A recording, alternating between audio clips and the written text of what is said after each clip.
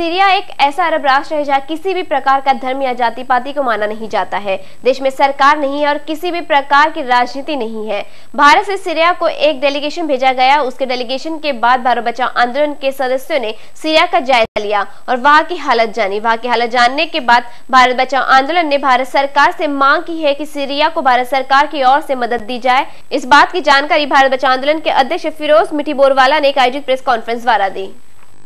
आज की press conference का मकसद है कि भारत से एक डेलीगेशन गया था सीरिया में, जहां एक वॉर चल रही है। मगर ये पहली बार भारत से एक डेलीगेशन गया जिसमें राजनीतिक विचारवान, कार्यकर्ता, पत्रकार, इस किस्म का एक जेंडर ह्यूमन राइट्स पे काम करने वाले, सोचने वाले। उसका सवाल है कि सीरिया पे ये वॉर क्यों हो रहा है और अरब स्प्रिंग के संदर्भ में जो पूरा एक अपराइजिंग हो रहा है अलग अलग मुल्कों में डेमोक्रेटिक एस्पिरेशंस के लिए, जो होना था वो सीरिया में किस किस्म का अंदाज से हो रहा है, वो सब इम्पोर्टेंट फैक्टर्स है। नंबर वन है कि जो सीरियन पीपल की जो डेमोक्रेटिक एस्पिरेशंस है उसको हम लोग सपोर्ट करते हैं।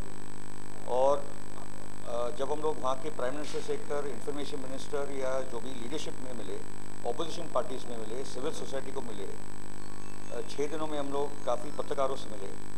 उन सभी से बात करने के बाद हम लोग को एक क्लियर बात एहसास हुई कि सीरिया की सरकार इस प्रोसेस को ना रोक पाएगी ना रोकना चाहती, क्योंकि सभी अरब सरकारें समझ गई है, जिसको एक कुछ बुद्धि है, तो कि अभी अरब देशों को एक डेमोक्रेटिक सिस्टम्स में परिवर्तित होना होगा, जहाँ मल्टी पार्टी सिस्टम्स बने, या फ्री एंड फेयर सिस्टम्स बने।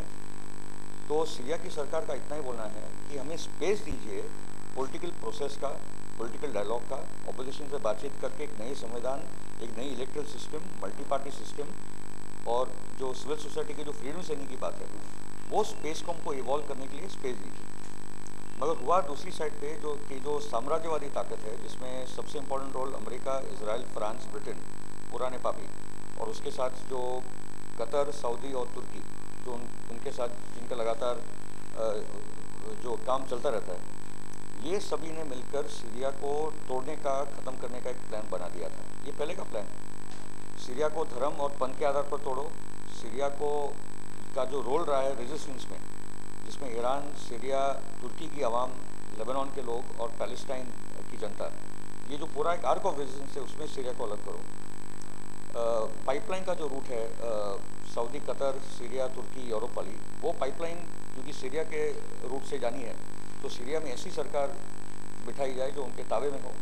उसके साथ मेडिटेरेनियन को लेकर एक बड़ा संघर्ष चल रहा है। तो इसमें इकोनॉमिक, पॉलिटिकल, धार्मिक, इस किस्म के बहुत अलग किस्म के इसमें सब, क्योंकि एक जियो पोलिटिकल लड़ाई है। ये जो मर्सिनरीज, इंसर्जेंट्स, आतंकवादी जो लाए गए बिना वीज़ा के, वो 29 मुल्कों के आतंकवादी मर्सिनरीज को जमा किया, और इसलिए सीरिया में जीतना बहुत ज़रूरी है, क्योंकि सीरिया वो एक मात्र मुल्क है अभी जो एक सेक्युलर डेमोक्रेटिक परंपरा को जीवित रखकर आगे लेके जाने की वो प्रभाव रखता है, वो प्रभावशाली हो सकता है।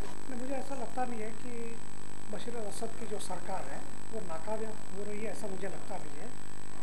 पिछले अगर 6 महीने की अगर हम बात करें, क्योंकि यह चल रहा है करीबन पिछले 23 महीने से चल रहा है, पिछले 6 महीने में काफ़ी इलाके कि जो पहले अल नुसरा या और मिलिटेंट जो ऑर्गेनाइजेशन उनके कब्जे में जो थे, वहाँ से इन्होंने छुड़ाने में काफ़ी हद तक कामयाबी हासिल की है, यह लग रहा है। और दूसरी जो राजनीतिक कामयाबी जो है, मुझे लगता है कि दैट इज़ क्वाइट इम्पॉर्टेंट कि वहाँ के जितने भी अपोजिशन पॉलिटिकल पार्टीज़ हैं, बैरिंग कपल ऑफ फ्यू, क्योंकि कुछ जो पार्टीज़ हैं उनका कहना है कि अपोजिशन पार्टी की जो सीरिया के बाहर से ऑपरेट कर रही है, उनका कहना है कि पॉलिटिकल डायलॉग जो है वो सीरिया के बाहर होना चाहिए। हालांकि सीरियन हुकूमत जो है और अपोजिशन पार्टी जो सीरिया में बेस है, उनका यह कहना है कि ये इशू जो है सीरिया के लोगों का है, तो बातचीत जो भी, पॉलिटिकल डायलॉग जो भी होगा वो सीरिया में ही होना चाहिए। और अभी आप देखेंगे कि कर्दिश लोग जो है, कि कर्दिश लोगों को बड़े पैमाने पर आज बशीर अल-असद की हुकूमत के साथ है, क्योंकि उनका कहना है कि सबसे पहली जो लड़ाई है, सबसे पहली लड़ाई है मिलिटेंट्स के खिलाफ, कि अगर मिलिटेंट्स ख़त्म हो जाएंगे तो फिर डेमोक्रेसी जो है, डेमोक्रेटिक, क्योंकि अभी जो पॉलिटिकल प्रोसेस जो चल रही है, जो डायलॉग चल रहा है, उसमें नए कॉन्स्टिट्यूशन की बात चल रही है, उसमें चुनाव की बात चल रही है। तो जो भी असद के सामने मान लीजिए कि लोगों में जो भी असंतोष है, वो उसके जरिए डेमोक्रेटिक तरीके से आप उसको सुलझा सकते हैं।